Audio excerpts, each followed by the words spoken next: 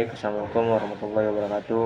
Nama saya Ahmad Fathil Farisi. Saya akan membuatkan video mengenai manajemen aset dan likuiditas bank syariah.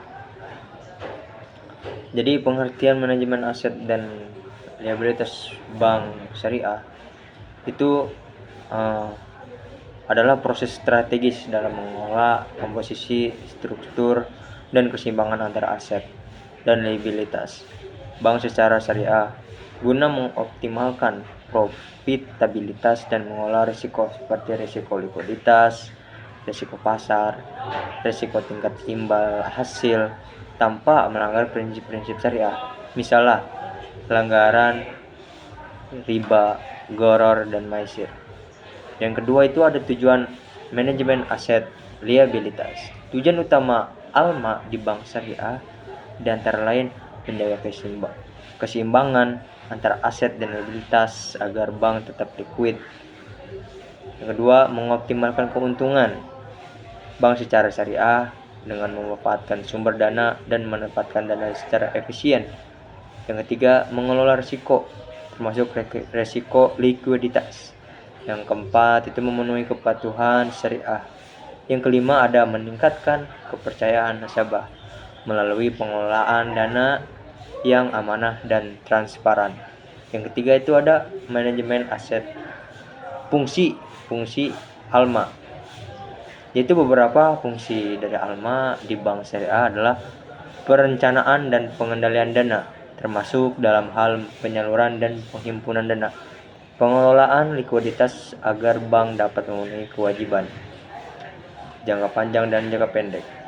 Terus ada lagi pengelolaan GAP atau kesenjangan imbal hasil agar tidak terjadi mismatch antara pendapatan, aset, dan kewajiban.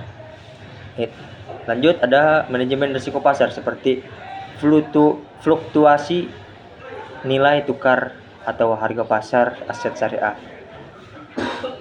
Dan saya akan menjelaskan analogi mengenai manajemen aset dan liabilitas bank syariah pada tubuh manusia. Jadi analogi ini manajemen aset atau ALMA bank syariah sama dengan tubuh manusia. Untuk tetap sehat, tubuh manusia perlu menjaga keseimbangan, yaitu makan, minum, dan pengeluaran energi, aktivitas atau fungsi. Begitu juga bank syariah harus menjaga keseimbangan antara liabilitas atau sumber dana dan aset atau penggunaan dana. Yang satu, minuman dan makanan sama dengan liabilitas atau sumber dana. Seperti makanan dan minuman yang masuk dalam tubuh kita, dana pun dari nasabah atau tabungan, giro, deposito masuk ke bank syariah. Jika tubuh mendapatkan makanan sehat, maka tubuh kuat. Begitu juga dana yang dihimpun halal dan stabil, maka bank akan kuat secara keuangan. Yang ketiga ada energi yang digunakan atau sama dengan aset. Tubuh memakai makanan untuk menghasilkan energi, berpikir, bergerak, dan beraktivitas. Bank syariah pun juga menggunakan dana untuk pembiayaan murabahah, ijarah, mudharabah, dan lain-lain yang harus menghasilkan pendapatan. Yang ketiga ada yang terakhir, itu sistem pencernaan sama dengan ALMA, manajemen aset dan liabilitas. Secara sistem pencernaan harus mengatur keseimbangan antara apa yang masuk dan bagaimana itu diolah agar tubuh tetap sehat.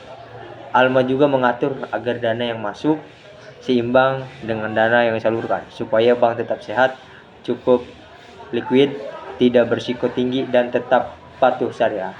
Cukup sekian untuk penjelasan dari manajemen aset dan liabilitas. Wassalamualaikum warahmatullahi wabarakatuh.